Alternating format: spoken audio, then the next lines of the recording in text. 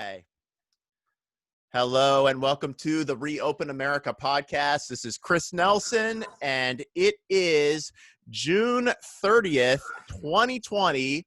And I am just so excited today because something really cool happened today in Palm Beach County. Of course, a lot of you guys saw that meeting, saw everything that went down, that viral video that went out there. Just so awesome. And then today, a lawsuit was filed to stop the enforcement of mandatory masks in Palm Beach County. Melissa Martz, attorney, is joining me today. She is one of the 4 attorneys on it, correct? Correct. And thank you so much for joining me today, Melissa. Of course. Thank you very much for having me. Yes, I know 2 of the attorneys that are on it. Corey, of course, I know very well, and Lewis, of course, very well. But I haven't met you yet, and I hear all sorts of good things about you. And yes, and Joel, on behalf of humanity, thank you. Thank you. Of course.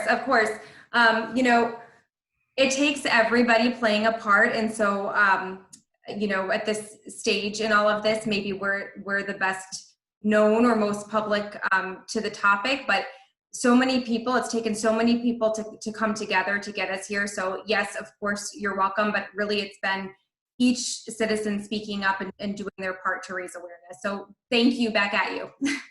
Absolutely. We've just been fighting this, and you see what happens in these meetings. These commissioners are tone deaf, and some of them even kind of act like they're going to go along with us, but then they don't. They cave into pressure at the end or something. And it's like finally seeing a light at the end, because I think that's all we're looking for here through all this is a light at the end. And this lawsuit has given me a lot of hope.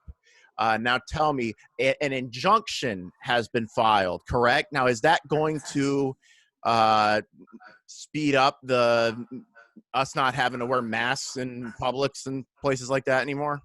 Well, we certainly hope so. So I will explain, just like give a little recap for everyone what that means, what we're asking the court for. We're asking the court for 2 things. One is declaratory judgment, and that is basically saying like, hey, court, this law is not constitutional, and we need you to let us know that it's not constitutional so we can move on.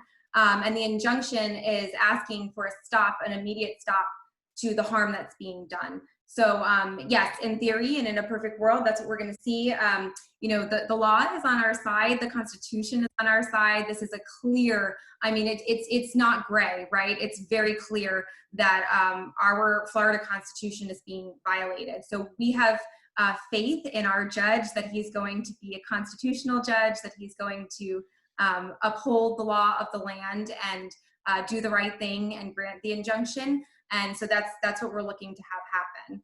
So say he grants the injunction, then that means boom, right then and there, not a dang person in a store or a police officer or anybody can harass me for not wearing a mask. Right. If the order is enjoined from enforcement, it's not being enforced. So it would go back to, it's not taking away necessarily any of the prior orders, but that order specifically will be enjoined. And the order as it stands now is requiring everyone to wear a mask with a litany of exceptions, but I'm sure you're hearing that nobody is abiding by the exceptions. People are not being allowed entry. There's all kinds of horrific and heartbreaking stories that are coming out of this. Even the order as it stands is not being upheld. It's tyrannical anyway, and now it's being applied with tyranny like a cherry on top. It's quite disturbing, actually. So we're hopeful again that knowing what our Constitution says, knowing the laws on our side, that our judge and our court system is going to bring some justice for the people. Yes, absolutely. And will this be applying to the stores, or can the stores still go, well, we want to make you wear a mask? Yeah, so that's a great question. So a private store can deny you entry for any reason that's not discriminatory. So it's kind of like I would give the example of civil rights when Black people were not allowed to go into certain stores, or they had to sit in certain places, and maybe a store owner would come up with another reason why you couldn't be there. So, unfortunately, yes, you're right. They can tell you to leave for another reason, when the true reason might be that they just don't like that you're not wearing a mask. And that is highly, highly disturbing. It's something that's why we need to have this order struck down, because it's not constitutional, and it's creating some really negative culture without like basis. There's no scientific a rationale or basis as to why we would all be forced to be wearing the masks and whatnot. So it's causing like a faux hysteria. So even if we take away the mandate, if all the private store owners have been fear-mongered into not letting a person walk in without a mask, like that's another issue. That's going to take re-education and like a de-brainwashing.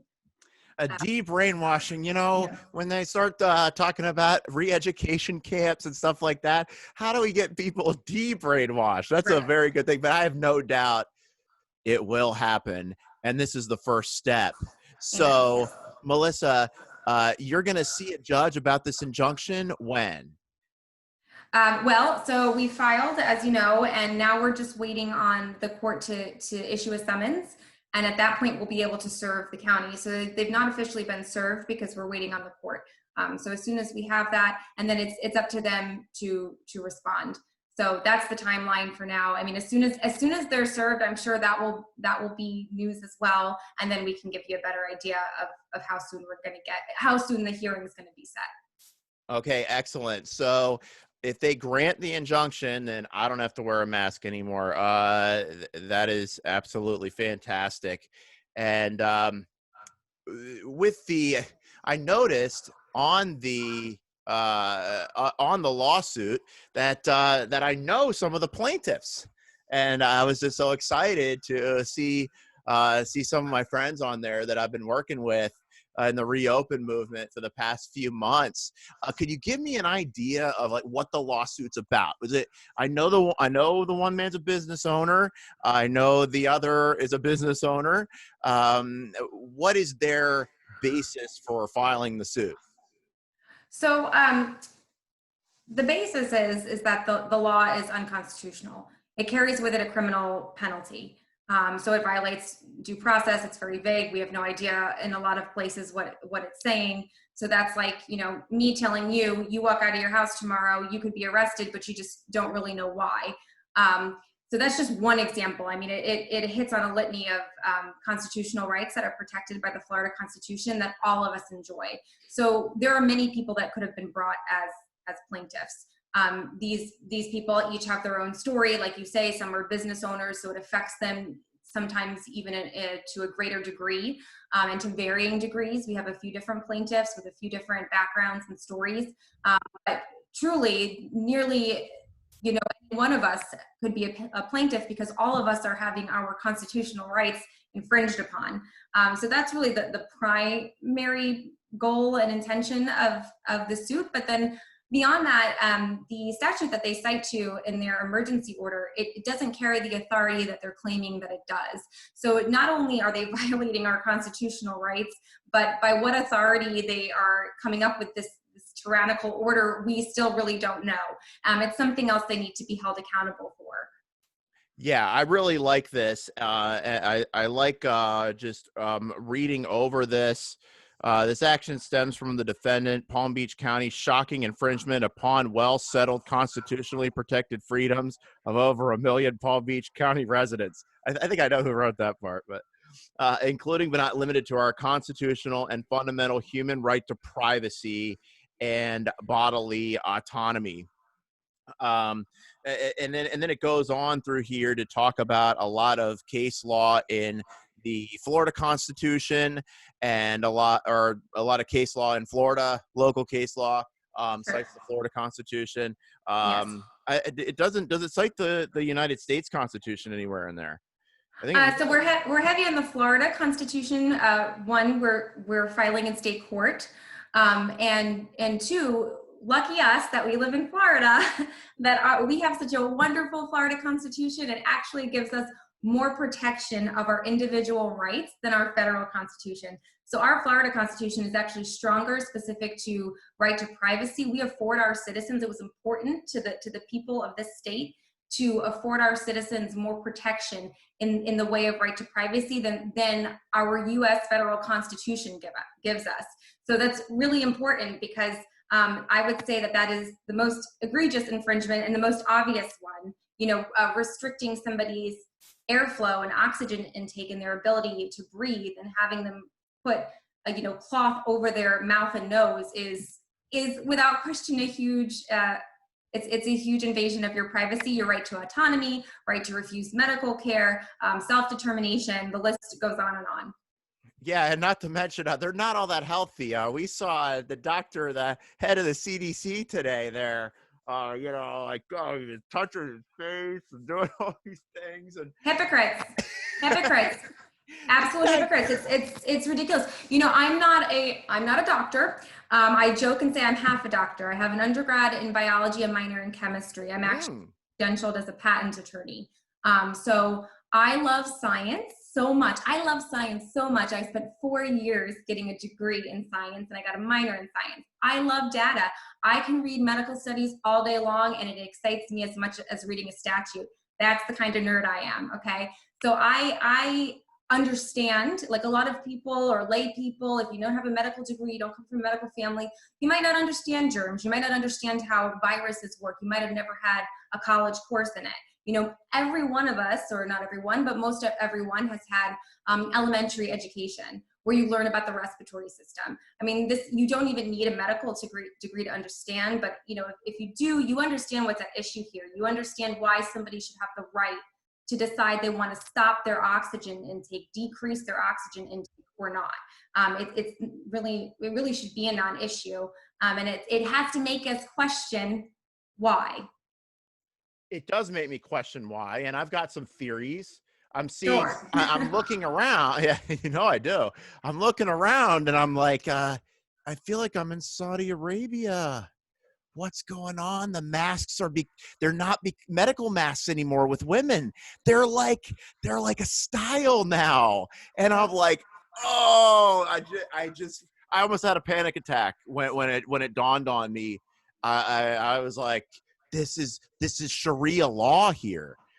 That's one theory, and I wouldn't throw any of them away because it's so absurd that we're just going. Anybody that does have a medical background, anyone that can read a study from a medical journal and understand it, anyone that does understand virology and our microbiology is going like, what is going on here? And there's so many things that it could be, but it certainly isn't like innocent or by happenstance that we're being fear-mongered and we're not being given full truth.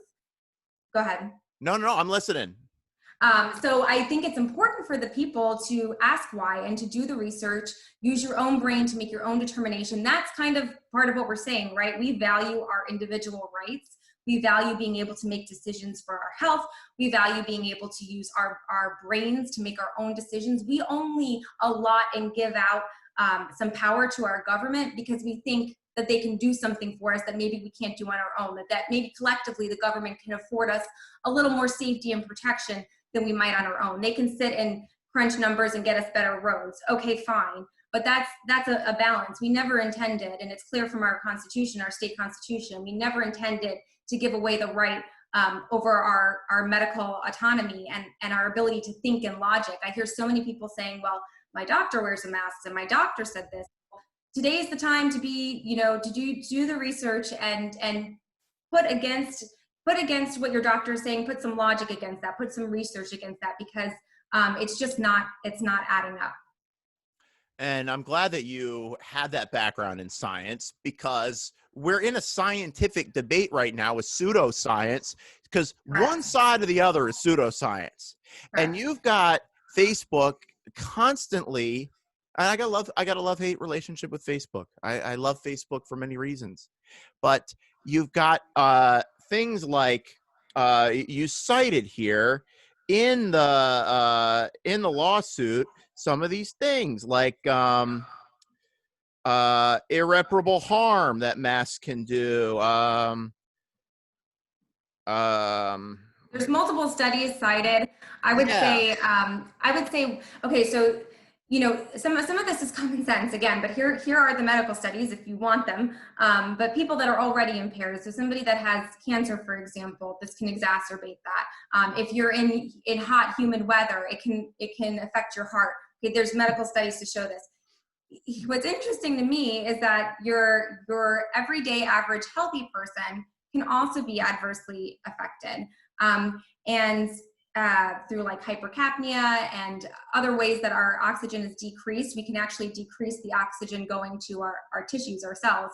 It's just the way that breathing works, right? We're not just taking the oxygen into our lungs and that keeps us alive. It keeps us alive because the oxygen gets taken to every cell in the body.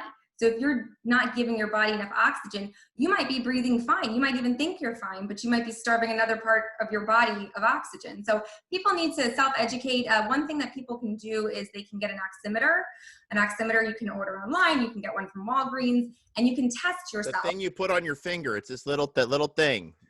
Yeah. Right, to see how much oxygen is in your blood. And you can do it when you're wearing the mask, when you're not wearing the mask. Find out if your oxygen levels are dropping where they're dangerous. I mean, I think, why aren't we being given that information? Every mask should come with an oximeter. Oh man, I think I'm getting a little stomach there. Oh well. We see a lot of these things put out there on social media, which is great. They should come on the mask too. But then a lot of things get flagged as, oh, this is false or partly false. Are you going to be speaking in the injunction to the judge, giving that scientific, okay, look, this is the true scientific background of masks. There's no Facebook fact checkers here to tell me otherwise, and here is the proof. Are you going to be making that argument? Yes. So if in the complaint, people can read because it's public information, but there are several paragraphs which cite to studies from medical journals, right? These are credible studies and credible sources to show that not only are masks ineffective, but that they can be harmful. So absolutely, because that speaks to, again, that balance I was talking about. We're okay as a people saying, we'll give away a little bit of power for safety. That's just not what's happening here. We haven't been told or shown how a mask can help us. We haven't been given the information that it might not help us, that it might hurt us. And so yes, we're bringing that point up because the judge needs to know and people need to understand that this is not like overwhelming amount of, yes, the mask can save us and the mask will help us and everybody just wear it and we'll be okay. That's what we're being told, but it's not the reality. So yeah, that's a huge part of educating our judge so he understands that this has nothing to do with safety. In fact, we're going in the opposite direction if you're telling us all to wear masks. You're actually hurting the people. You're putting them at risk to be hurt. It's really egregious. I mean, I know everybody's really upset, and I like to think I'm a diplomatic person, but it's so disheartening. It's maddening. It's why wars have been fought. It's why people have died. I believe that people are there. I think a lot of us are ready to die for this because It's just, I don't want to live in this world like this. I don't. Give me liberty or give me death, and Yeah.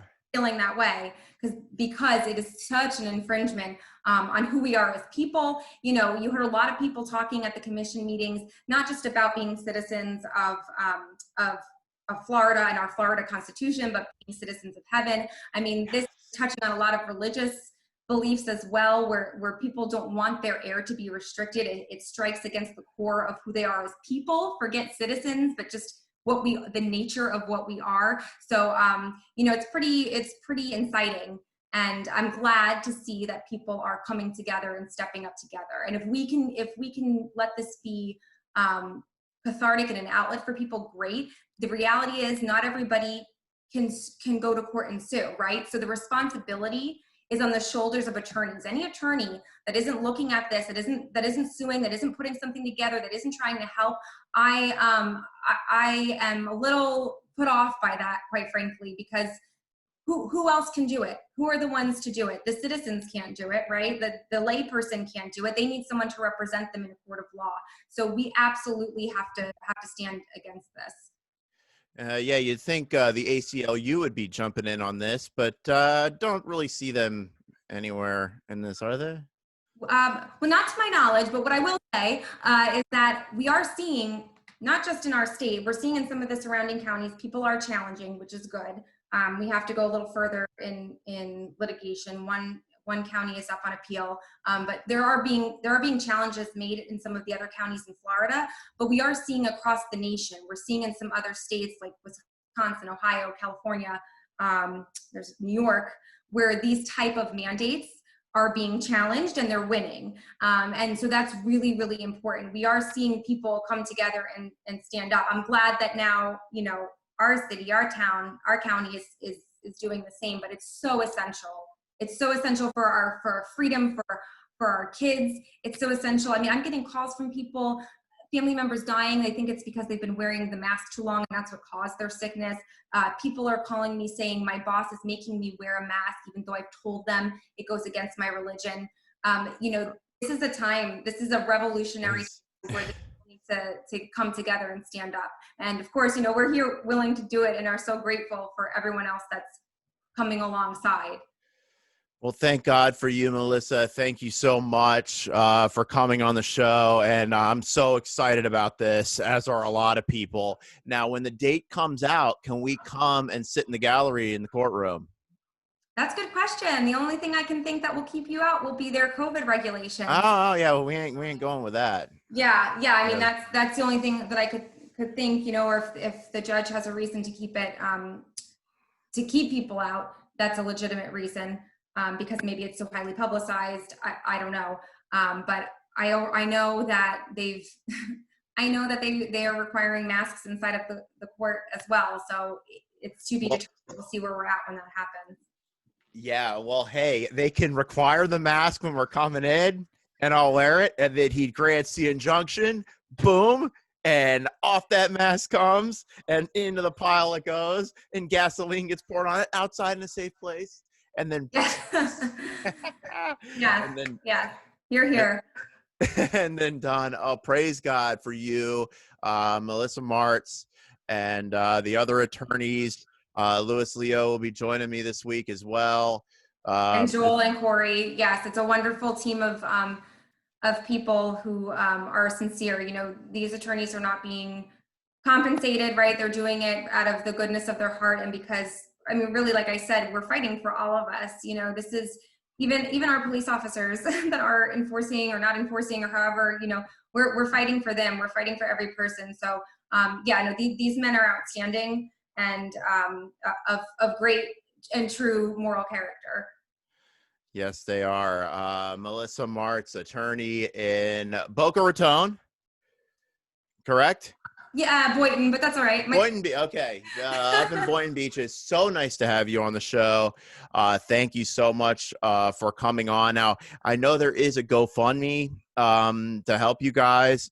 I'm going to go ahead and post that up. There was a GoFundMe that was started to help with this lawsuit because if you don't know, these lawsuits, to file these things and do these things online, each one of these things costs money.